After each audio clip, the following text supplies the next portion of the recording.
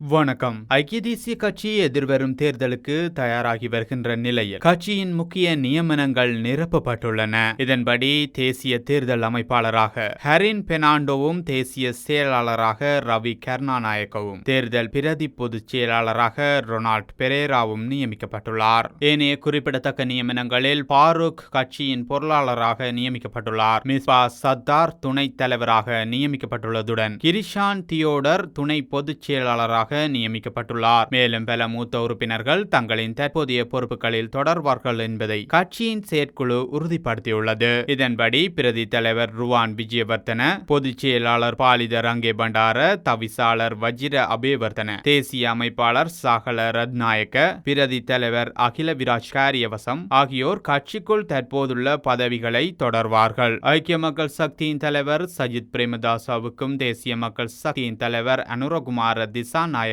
இடையிலான அரசியல் விவாதம் இன்று இடம்பெற உள்ளது. இது தொடர்பில் சுயாதீன தொலைக்காட்சி சேவையொன்றின் தலைவரான சட்டத்தரணி சுதர்சன குணவர்த்தன இரு தரப்புக்கும் விவாத ஒளிபரப்பு தொடர்பில் எழுத்து மூலம் அறிவித்தல் விடுத்துள்ளார். கடந்த 21/3/2024 அன்று நடைபெற்ற நாடாளுமன்ற அமர்வில் எதிர்க்கட்சி தலைவரான சஜித் பிரேமதாசவுக்கும் தேசிய மக்கள் சக்தியின் தலைவர் அனுரகுமார திசாநாயக்கவுக்கும் இடையில் பொது விவாதம் நடத்தப்பட வேண்டும் என்று ஐக்கிய மக்கள் சக்தியின் நாடாளுமன்ற உறுப்பினர் நளின் பண்டார பரிந்துரைத்தார். சுயாதீன தொலைக்காட்சி சேவையின் பகல் நேர செய்தி ஒலிபரப்பு மற்றும் பிரதான செய்தி ஒலிபரப்பிலும் இந்த செய்தி ஒலிபரப்பப்பட்டது. இதன்படி இன்று இரவு 10 மணி முதல் விவாதத்தை நடத்துவதற்கு கடந்த 2 மாதங்களாக தனது செய்தி ஒலிபரப்புகளில் சுயாதீன தொலைக்காட்சி ஊடக வலையமைப்பின் அர்ப்பணிப்பு குறிப்பிடப்பட்டுள்ளதாக சட்டத்தரணி சுதர்சன குணவர்த்தன தனது கடிதத்தில் சுட்டிக்காட்டியுள்ளார். அதிபர் தேர்தல் தொடர்பில் அனைத்து வேட்பாளர்களுடனும் கலந்துரையாடிய பின்னரே அடுத்த அதிபர் தேர்தலில்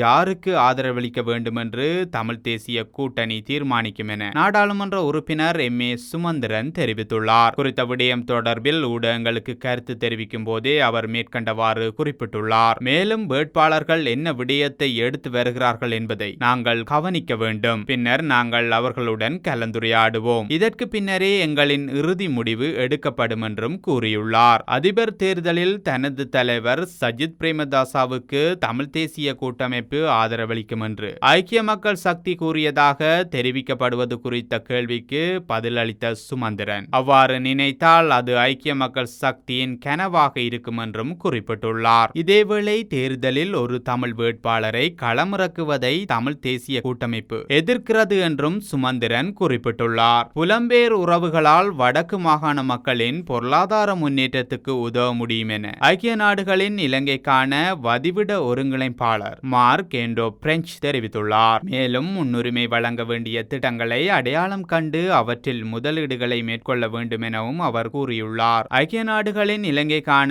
வதிவிட ஒருங்கிணைப்பாளர் மார்க் என்டோ பிரெஞ்ச் உள்ளிட்ட குழுவினர் வடக்கு மாகாண ஆளுநரை சந்தித்து கலந்துரையாடிய போதே மேற்கண்டவாறு கூறியுள்ளார். சிறந்த பொறிமுறையினூடாக முதலீடுகளை மேற்கொள்வது சிறந்தது. வடக்கில் காணப்படும் இயற்கை சக்தி வளங்களை பயன்படுத்தி பாரிய திட்டங்களை மேற்கொள்ளும் போது பிரதேச மக்களின் நலன்கள் குறித்தும் ஆய்வுகள் மேற்கொள்ளப்பட வேண்டும். மேலும் இயற்கை சக்தி வளங்களை பயன்படுத்தி மேற்கொள்ளும் திட்டங்களில் பெற்றுக்கொள்ளும் லாபத்தில் அந்தந்த கிராம அபிவிருத்திக்கென ஒரு தொகை நிதி ஒதுக்கப்பட வேண்டும். இதற்கமைய காணி உரித்துகள் வழங்கப்படுகின்றமை வரவேற்கப்பட வேண்டிய விடயம் எனவும் அத்துடன் வடக்கு மாகாண அபிவிருத்திக்கு சர்வதேச சமூகத்திடமிருந்து எவ்வாறான ஒத்துழைப்புகள் தேவை, மக்களின் மீள்குடியேற்ற நடவடிக்கையை நிறைவு செய்ய கண்ணிவடி அகற்றும் பணிகள் நிறைவு செய்யப்பட வேண்டும் எனவும் அவர் மேலும் குறிப்பிட்டுள்ளார். மற்றும் ஒரு பதிவில் சந்திப்போம். நன்றி.